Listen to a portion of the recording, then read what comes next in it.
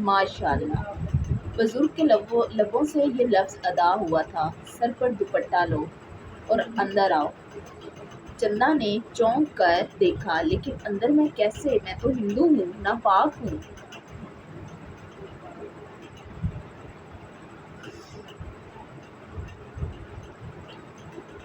बेटा, अल्लाह के घर का दरवाज़ा हर ज़ी रूह के लिए खुला है, चाहे वो हिंदू हो, ईसाई हो या मुस्लिम हो। बस शर्त ये है कि दिल साफ होना चाहिए, जिस्म पाक होना चाहिए। चंदा ने उठकर दुपट्टा सर पर सेट किया और एक कदम बुजुर्ग के पीछे रखा। जैसे ही मस्जिद में कदम रखा, इसे लगा हो एक अलग दुनिया में आ गई। इसके जिस्म में एक सुकून की लहर दौड़ी थी। इतना तो वो मंदिर जाकर भी सुकून महसूस नहीं करती थी, जितना मुसलमान होने से पहले मस्जिद के अंदर गई थी। एक सुकून उसके जिस्म में आया था।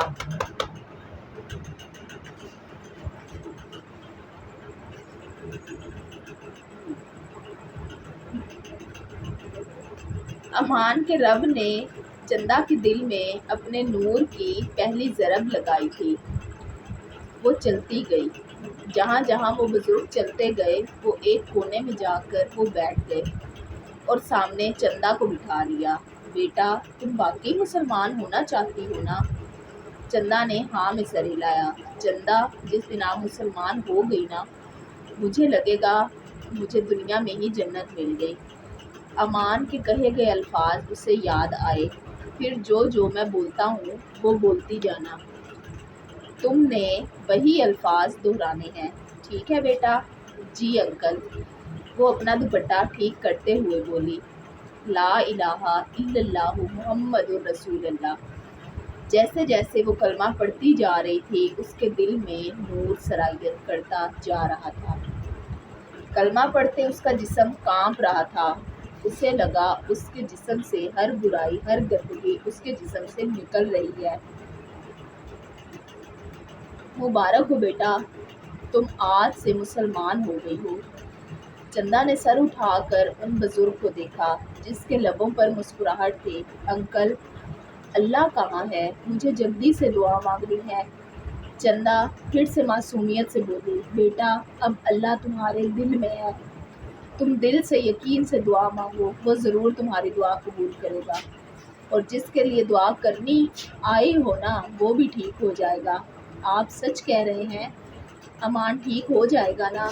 चलो तुम अपने अल्लाह से दुआ मांगो, मुझे एक ज़रूरी काम है, मैं वो करके आता हूँ। फिर हम तुम्हारे घर चलते हैं, मैं तुम्हें खुद छोड़ के आऊँगा। इस बुज़ुर्ग ने उठकर चंदा के सर पर हाथ रखा और उठकर चले गए।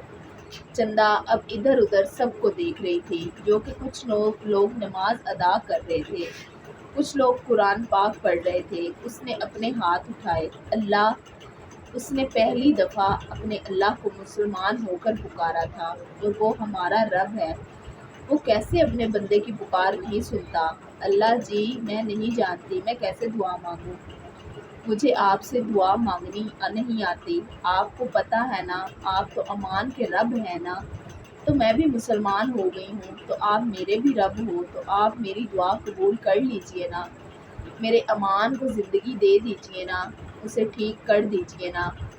मुझे नहीं दुआ मांगनी आती, मुझे समझ में नहीं आ रहा मैं कैसे दुआ मांगूं। अल्लाह, लेकिन आप मेरी दुआ ज़रूर सुन लेंगे ना। मैं यकीन के साथ मांग रही हूँ। अमान को भी आप पर यकीन था ना, तो मुझे भी आप पर यकीन है। आप मेरे अमान को ठीक कर देंगे ना, ठीक कर देंगे ना। वो रोते रोते दुआ मांगने लगी कि रोते रोते इसकी हिचकियाँ बंद गई थी। इतने में उसने पीछे मुड़ कर देखा तो वो बुजुर्ग सब नमाजियों में मिठाई बांट रहे थे। चंदा को एक अनजानी सी खुशी हुई थी। वो सबको बता रहे थे कि आज एक लड़की मुसलमान हुई है।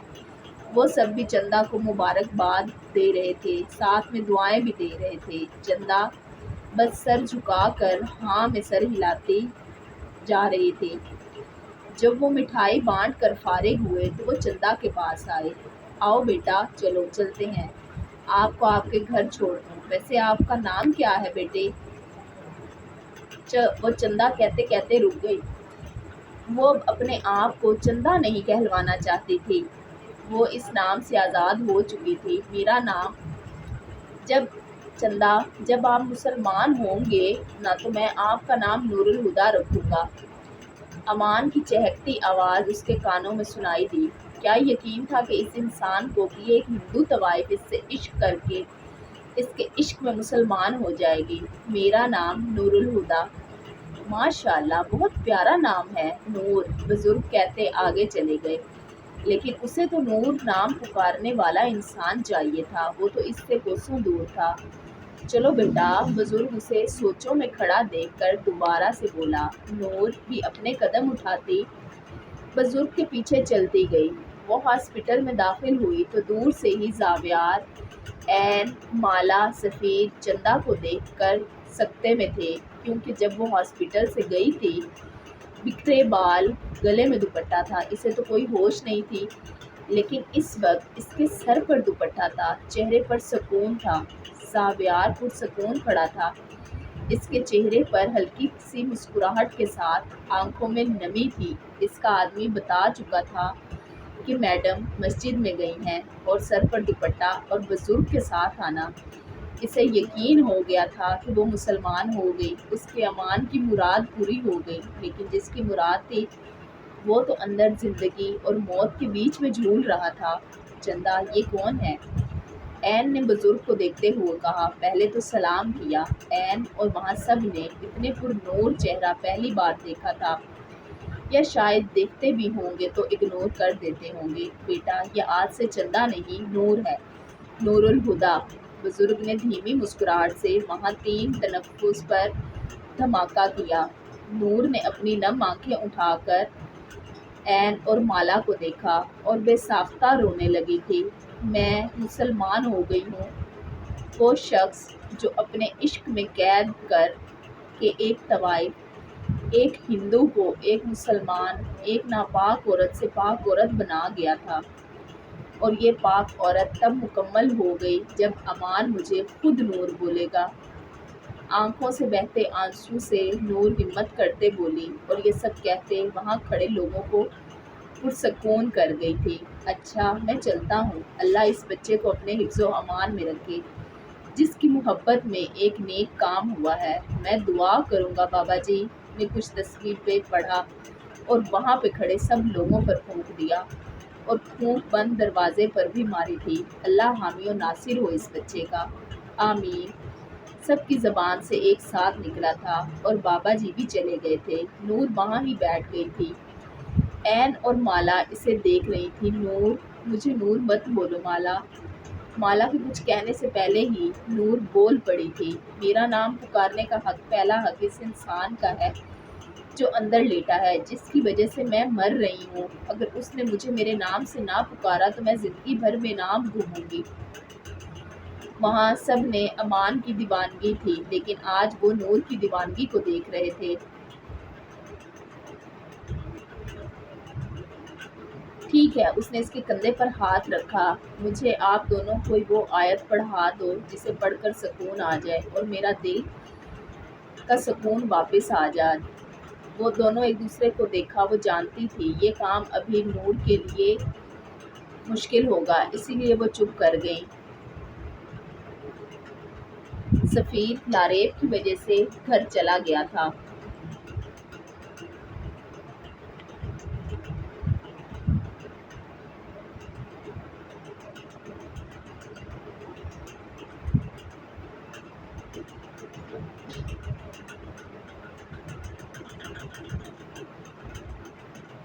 سفیر بھی لاریب کی وجہ سے گھر چلا گیا تھا۔ نور کے کپڑے چینج کروانے کے لیے زاویار اور مالا نور کو گھر لے گئے تھے۔ پہلے جب وہ اس گھر میں داخل ہوئی تھی اس کا ہاتھ امان کے ہاتھ میں تھا، لیکن آج وہ ہاتھ خالی تھا۔ مالا نے اسے کپڑے چینج کرنے کو دیے۔ سفید فراق اور سفید ہی دوپٹے میں نور نے مالا سے لے کر حجاب کروایا۔ اس نے سوچ لیا تھا امان کو حجاب پسند تھا، وہ بھی حجاب ہی کیا کرے گی۔ حجاب میں نور کا چہرہ مزید چمک رہا تھا۔ وہ دوبارہ سے ہاسپٹل چلے گئے تھے۔ 3 دن گزر گئے تھے۔ امان کی طرف سے کوئی خبر نہیں مل رہی تھی۔ اس کی سانسیں مشینوں کے ذریعے چل رہی تھیں۔ 3 دنوں میں نور نے مالا سے پہلا کلمہ یاد کر لیا تھا۔ اسے بہت مشکل ہوئی تھی، لیکن وہ پہلا کلمہ پڑھ کر امان پر پھونکتی جا رہی تھی۔ اس نے مالا اور عین کو نماز پڑھتے ہوئے دیکھ لیا تھا، لیکن وہ ابھی نماز پڑھنے کے قابل نہیں تھی، نہ ہی اسے یاد ہو رہی تھی۔ اس کا سارا دھیان بس اب امان کی طرف ہی تھا۔ وہ ہاسپٹل بیڈ پر امان کے سرہانے بیٹھی، آنکھیں بند کیے، پہلا کلمہ پڑھ کر اس پر پھونک ہی رہی تھی۔ نور خود کو مسلمان بنا کر خود کتنا پرسکون محسوس کر رہی تھی۔ ابھی وہ اسے دیکھ ہی رہی تھی کہ اچانک سے امان کی مشینوں میں جکڑا وجود جھٹکے کھانے لگا تھا۔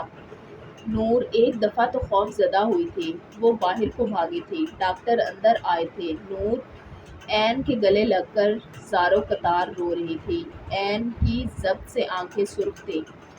سب کو بہت ڈر لگ رہا تھا کہ اب اچانک سے امان کو کیا ہو گیا۔ قیام دیکھ کر حیران تھا۔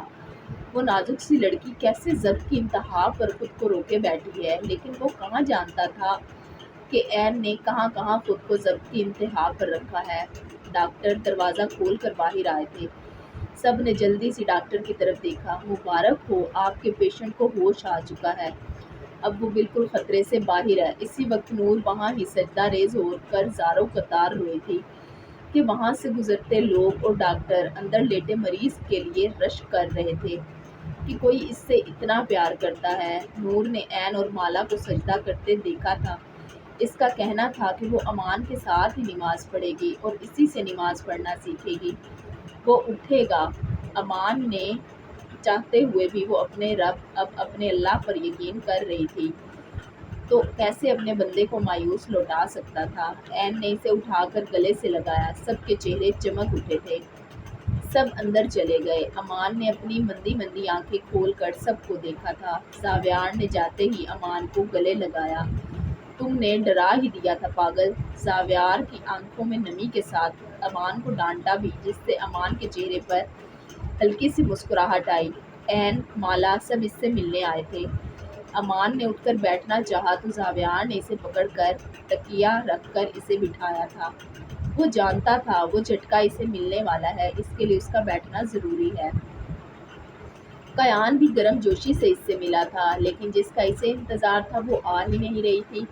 سب اس کی بےتاب نظریں دروازے پر محسوس کر رہے تھے۔ زاویار، چندہ کہاں ہے؟ وہ بےتابی سے بولا۔ چندہ یہاں نہیں ہے، وہ چلی گئی ہے۔ زاویار نے سنجیدہ لہجے سے کہا کہ امان کو اپنے سانس سینے میں رکتا ہوا محسوس ہوا تھا۔ کہاں چلی گئی؟ کیا مطلب؟ اسے ابھی بھی سینے میں درد ہو رہا تھا۔ ہمیں نہیں پتا کہاں چلی گئی ہے۔ زاویار ابھی بھی اسے تنگ کرنے سے باز نہیں آیا تھا۔ وہ تم لوگوں کے پاس میری امانت تھی، تم لوگ ایسے کیسے جانے دے سکتے ہو؟ امان کو تکلیف ہوئی تھی۔ وہ اپنے سینے میں اس تکلیف کو اگنور کرتے زاویار پر بھڑکا تھا۔ باہر سے سب سنتے نور کے لبوں پر مسکراہٹ آئی تھی۔ عین نے زاویار کو گھور کر دیکھا جو امان کو تنگ کر رہا تھا، لیکن زاویار نے اسے اشارہ کرتے چپ رہنے کا کہا۔ نور کے لبوں پر دبی دبی مسکراہٹ تھی کہ اس شخص کو ابھی بھی اپنی کوئی فکر نہیں ہے، بس میری ہی پرواہ ہے۔ کمرے کا دروازہ کھلا تھا۔ امان کی نظریں دروازے پر گئی تھی، وہیں اس کی نظریں ساکت رہ گئیں۔ اسے لگا ساری دنیا رک سی گئی ہے اور کوئی پر نور چہرے والی پری اس کے پاس آ رہی ہے۔ نور اپنے اوپر اس کی نظریں محسوس کر کے سب کے سامنے شرمندہ ہو رہی تھی۔ اس کے چہرے پر گلال آیا اور وہ شرمندگی سے سر جھکا گئی۔